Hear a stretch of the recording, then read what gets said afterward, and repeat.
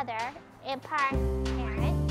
Wow, dude, I was back in 8th grade when you started working here. That was 6 years before I even knew I had autism.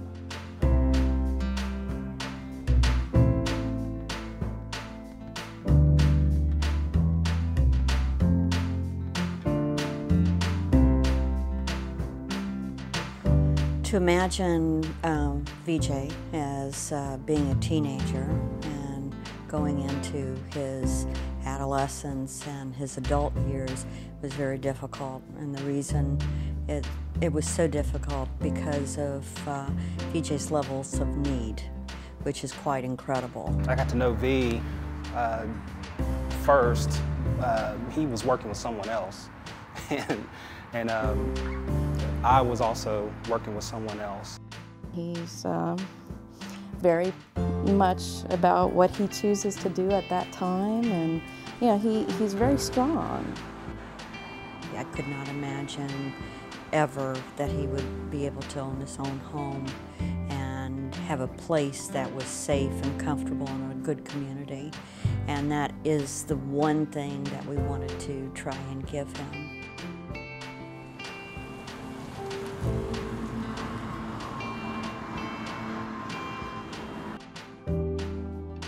Well, we thought Claire would be a good candidate for the transitional work program because she has a good support system. Her mother is wonderful with her. It also helped that she had been involved in extracurricular activities and she had done a lot of volunteer work. Goodwill is so beautiful and so gorgeous. She's very enthusiastic. She has a great attitude. It's great for being happy and having a good time. She's very eager and willing to work. Her personality is very contagious. My name is Jack Goodman. I'm 25 years old. I'm a math major in the graduate school here at Marshall.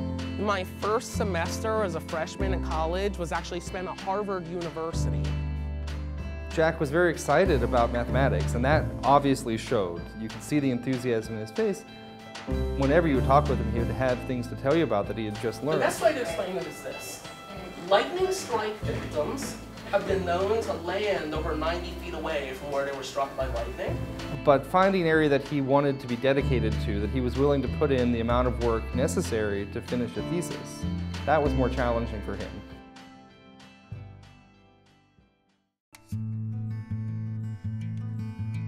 VJ is a wonderful person, but he has 24-hour needs for his daily life, to maintain his daily life. Yeah, wants to go.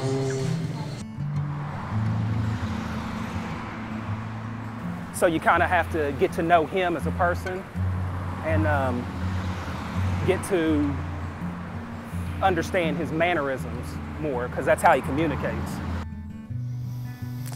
I've been at the Autism Training Center forever, and it's just been an incredible experience for me and my son.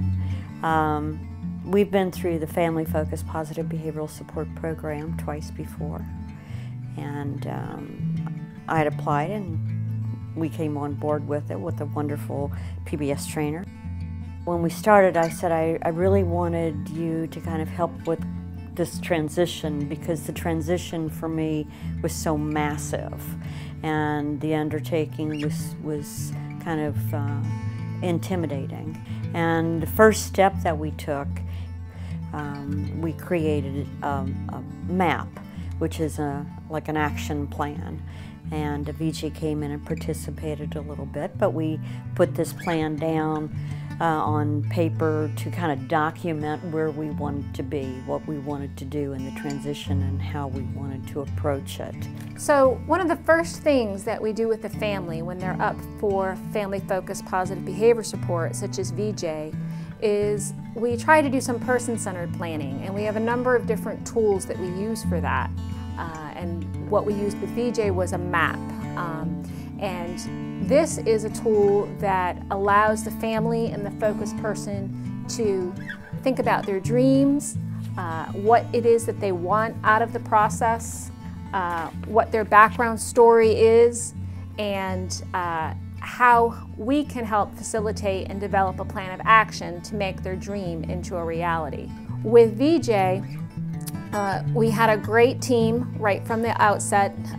David, his direct care staff, who's worked with him for 5 years from Prestera, worked very closely with us, was at the MAP, and he had a lot of insight into VJ, his behavior, how he communicates. On several occasions, David and I were able to work together to kind of figure out what are some ways that everyone who works with VJ can be aware of his triggers and his behaviors. Being a nonverbal individual, VJ sometimes has difficulty and can get frustrated with when those around him aren't understanding his needs, and David was very instrumental in helping us with that.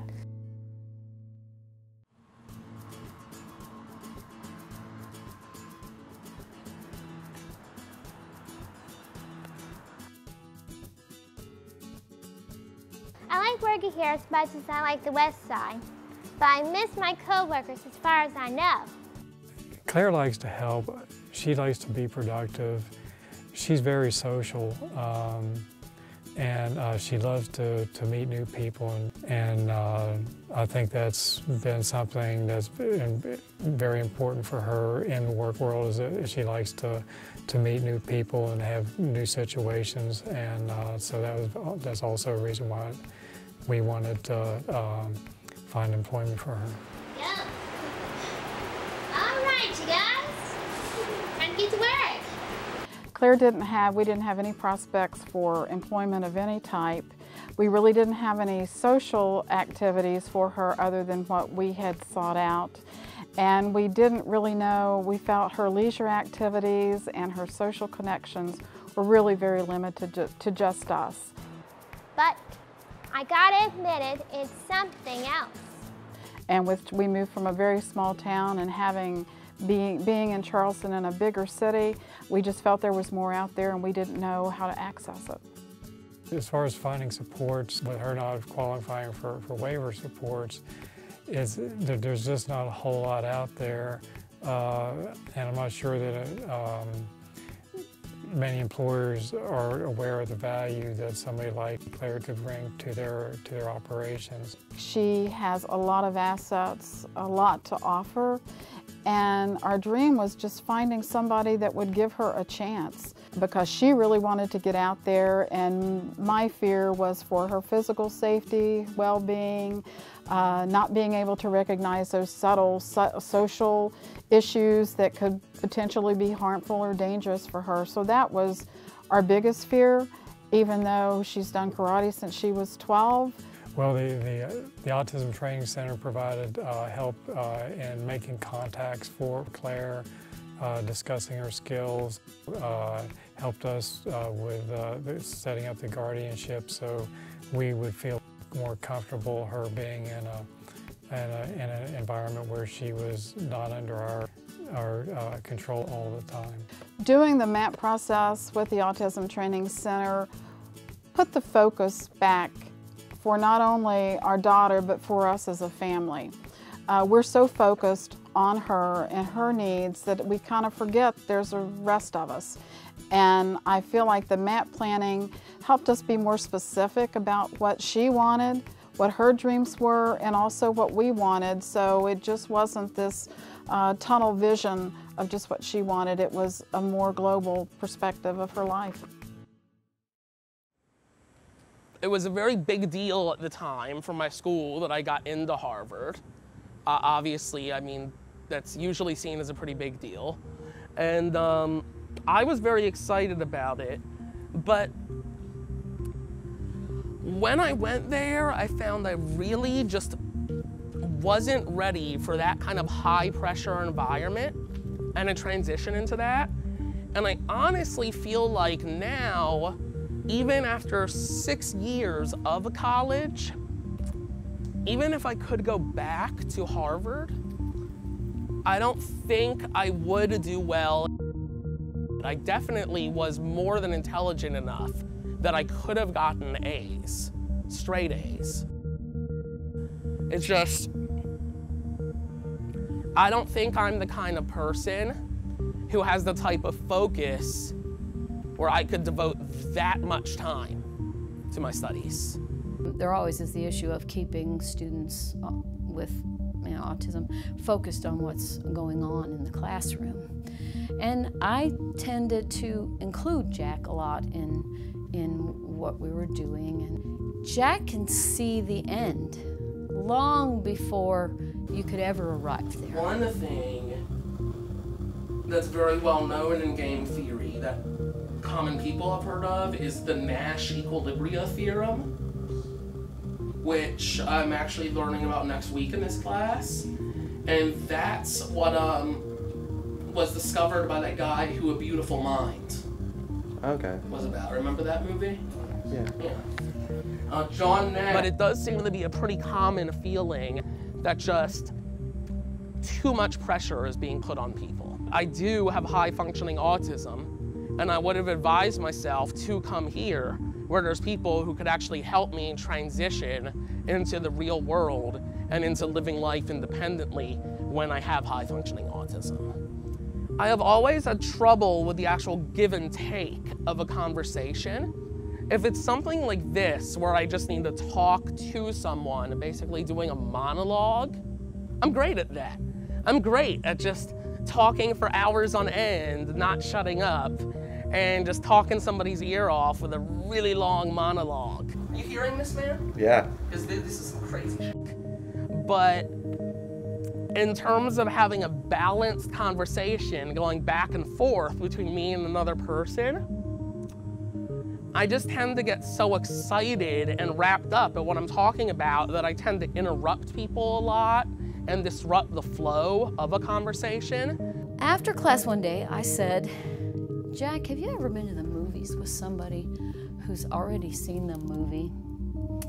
And you're sitting in the movie and the exciting stuff's happening, and then they say, oh, well, you know, look what's gonna happen next. And you say, you know, don't tell me this. And he said, oh, Dr. Lawrence, I hate that. And I said, most people do. And I said, well, this is what's happening in class. You are, not intentionally, but you're taking away the other folks in the room's aha moment. And they're entitled to it. So let's have a little code. When you see where we're going, just give me that little wink. He understood the point.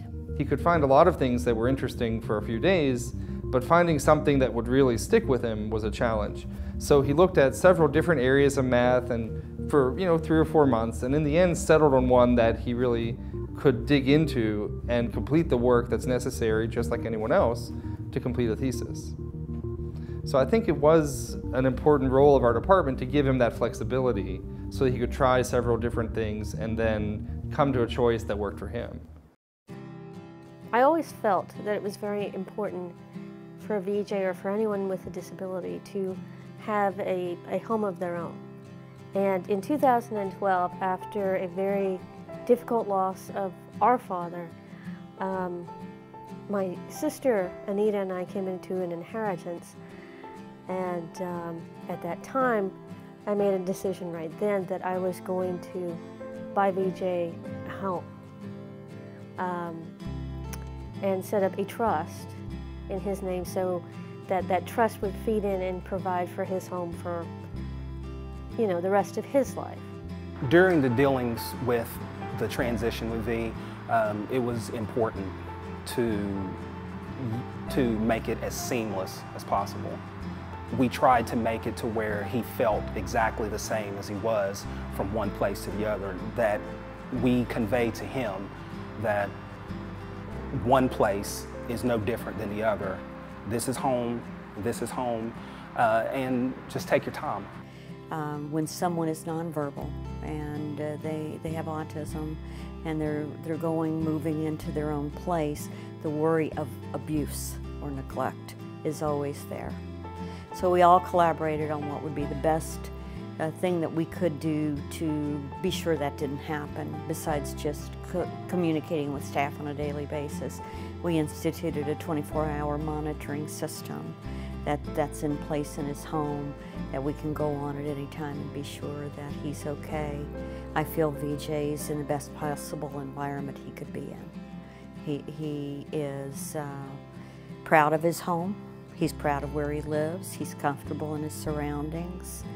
I don't think that this move could have been any better anywhere else for him. When Bonnie came on board, she had some fabulous ideas about visual schedules and training staff and working with staff and creating a portfolio for VJ, so when staff took VJ out to the community, they were able to present information that the staff wouldn't have to convey, but VJ could convey in his own way that my name is VJ and this is who I am and what I like and what I need. So it's been instrumental in the fact that it has been a tremendous help with the transitioning and has put me at ease as his parent going through such a colossal change. Working with Bonnie has been just a great experience.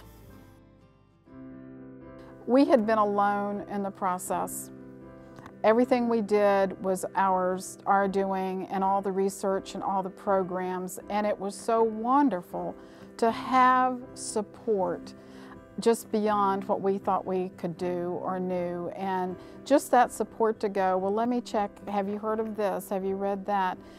The support alone is worth its weight in gold, and I think the outcomes are very positive for the clients that are involved too.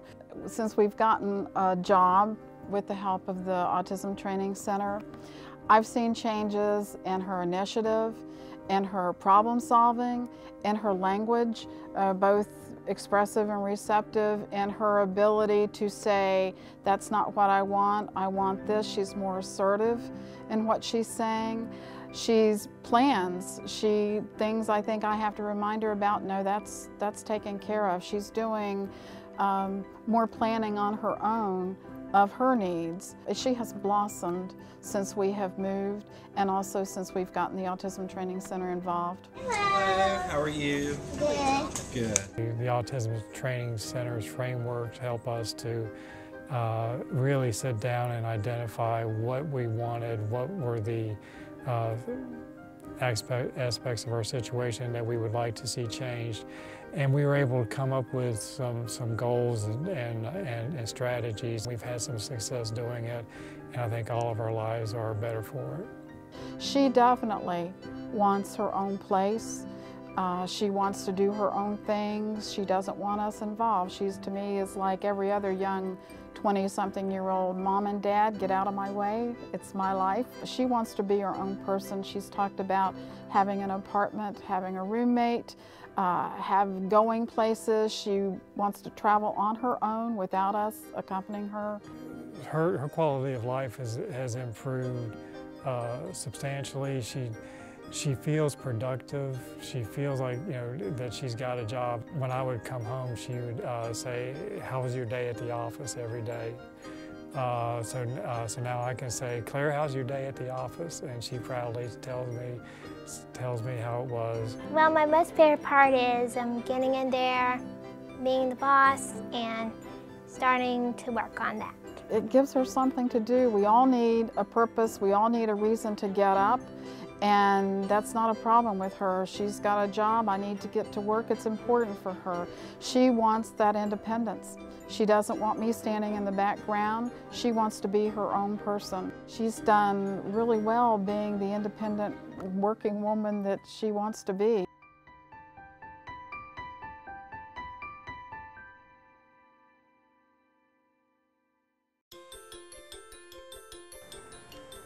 I feel like the environment here is better because I have good math professors who are more than capable of teaching me all kinds of things I didn't already know about and engaging me in the areas I'm interested in.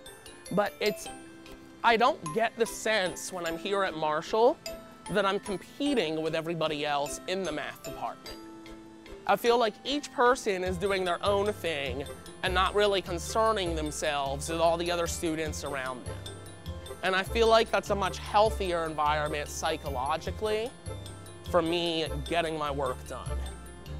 I think what the math department has done for this student is that we allowed the student to experiment with several different professors and choose several different areas to study. And in the end, the student seems to have found a professor who they work with very well, and the student should complete a thesis this semester. So I think that was the main thing, to give them some time and some flexibility to try several different areas of mathematics and then decide what area they preferred. I think that he has a lot of promise. I think that he's spoken about applying to PhD programs. I think that he would be a competitive applicant for them. And I think that if he chooses to go into academia, that's something he'd be able to do. If he chooses to go into programming, that's something that he would also be able to do. So I think he has a lot of options.